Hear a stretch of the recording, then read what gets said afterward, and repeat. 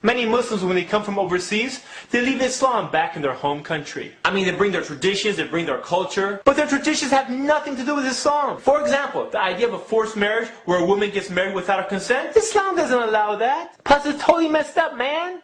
Islam liberated people from this ignorant way of thinking. But some Muslims, they love their culture more than they love Islam.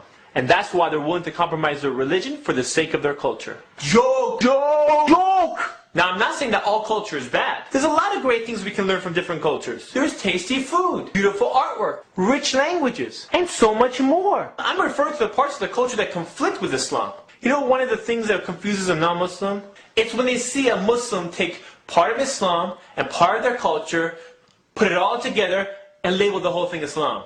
Not only are you giving Islam a bad name, but you're confusing everybody. You see, if you add or subtract anything from Islam, it's not Islam anymore. And there's so many Muslims who try to customize Islam just so it meets their desires. Desires. Alhamdulillah, I found Islam before I met these type of Muslims. Alhamdulillah. As a convert, I can tell you that Islam is a very beautiful religion. This is why I feel bad for a child who grows up in a family where Islam is not given to him properly. You know who I'm talking about. The parents who purposely teach only parts of Islam, the parts that benefit them. The child grows up misunderstanding Islam because he sees his parents compromising it. You know what I'm talking about, man. How about the father who occasionally closes up his liquor store so he can go to Jummah prayers? Oh brother, it's not halal to have business open during Jummah. Bro, it's a liquor store. Your business isn't even halal. How about the mother who tells her daughter to put on hijab on the masjid stairs, but then tells her to take it off for the interview? What's up with that? This is why your kid grows up all confused. They can't tell the difference between what is culture and what is Islam. But you don't take it seriously. You're like, until the day you wake up. The day I wake up? The day you wake up and you find out that your kids are not kids anymore? They're teenagers. They're teenagers! You know, that's when their hormones start going crazy and you start losing your hair. Your daughter starts asking questions about having a boyfriend. And what type of plastic surgery are you cool with, Dad? You freak out and tell her to go talk to her mom. But then your son wants to talk to you about tattoos and what parts of his body he wants to get pierced. So you try to talk to him. But since you never talked to him, you lost the channels of communication a long time ago. Basically, you have no idea what the boy is saying anymore. It goes something like this. Yo, yo, yo, yo, Pops! I'm about to go bounce and play some b-ball, so if my homies call me, tell them to call me on my cell. I'll catch you later. What? What are you saying? Where are you going? Loves to hang out and chill, but I got to go, Pops. And the other 411 I told you to keep on the DL? You gotta keep that on the hush-hush, baby. Anyways, I'm outie like a Saudi. I got to go. Peace out! Later, Pops. 411, Audi, Saudi, what are you saying? Where are you going? Where are you going? Now you're really worried and you don't know what to do. But it gets worse. You find out that your kids have those not-so-Islamic pictures on their MySpace account? Now your son has chosen the career of gangster rapper for himself. And your daughter wants to be a part-time model, part-time feminist. Actually, her whole feminist movement is because of you. You see, throughout her life, she's been watching the way you've been unjustly treating her mother. You brought your back-home mentality where you thought you're the king and she's your slave. And since you didn't treat your wife properly, the way Islam teaches you to do so, your daughter's now rebelling against you and your backwards way of thinking. You see, Islam teaches us that the best of you is who's best to his wife. But apparently you didn't take that part of Islam seriously. And now you're paying for it. And right when you think the relationship between you and your daughter can't get any worse, you hear those 4 words that make you want to cringe. But I love him.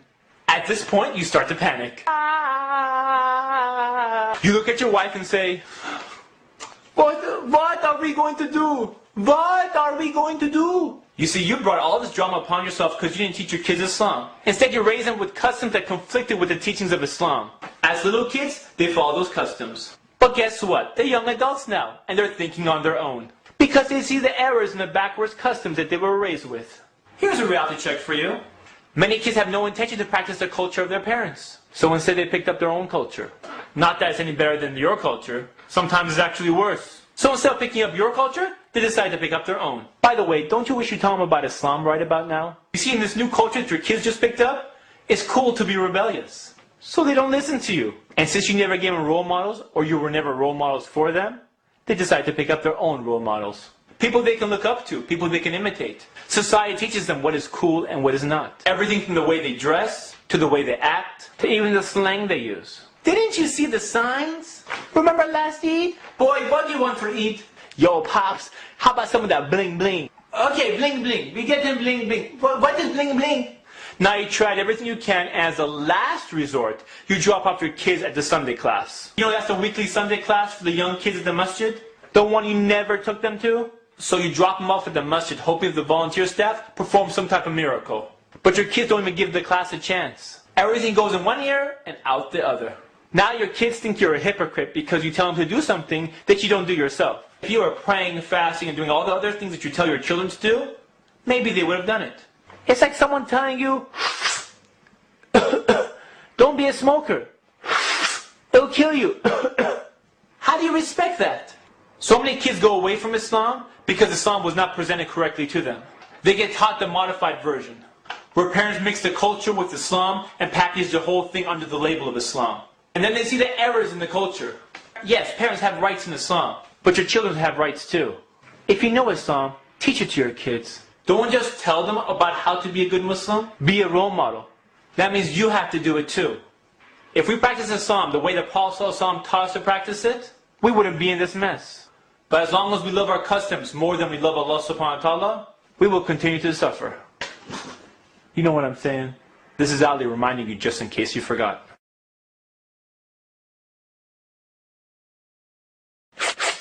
This is Ali reminding you just in case you forgot. This is Ali reminding you just